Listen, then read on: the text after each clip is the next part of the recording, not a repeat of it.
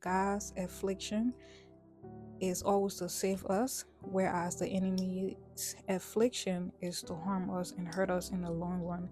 And sometimes the way God will save us will just look scary and very uncomfortable and just doesn't look like saving, but in essence it is. And he did that with Jonah by making the fish swallow him up instead of him drowning in a sea with no one to save him. So in Jonah 1:17, it says that God prepared a great fish. I don't know, was it a big fish or a great fish? I'll look that up again. But a great fish to swallow up Jonah, right? It didn't say to harm him, it didn't say to unalive him, it said to swallow him, right? So now that sounds scary. Like, why would a God cause like a fish to swallow somebody? And you're wondering like, why would God do that? But if you think about it, Jonah, you have to read the story of Jonah to understand this. He's in this ship, the ship is sinking, and the people realize the reason why the ship is sinking is because of him, so they throw him out in the water, in the sea.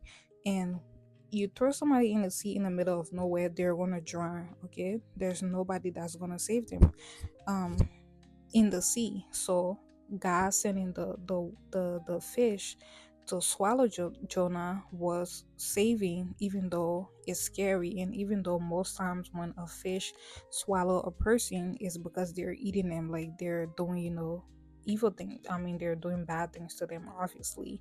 So it looks scary, and you'll be wondering like, why, how would some fish swallowing somebody seem like a good thing? But it actually is, and it's just God method of saving us. It's very scary, but is still very effective. And I'll give example. For example, rejection. People are rejecting you, and you're like, wow, I'm so sad, boo. But God is making sure that person reject you because you don't know what the future holds, and you don't know that maybe in the future this person will start being envious of you, or the person might want to do something evil to you.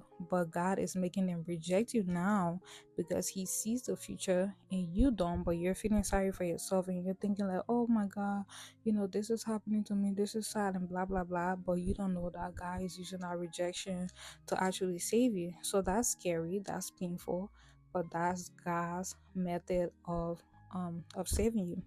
Another example would be like losing a relationship. Another example would be like maybe you didn't grow up with your parents, and you're like, oh, I'm so sad, like everybody else have their family.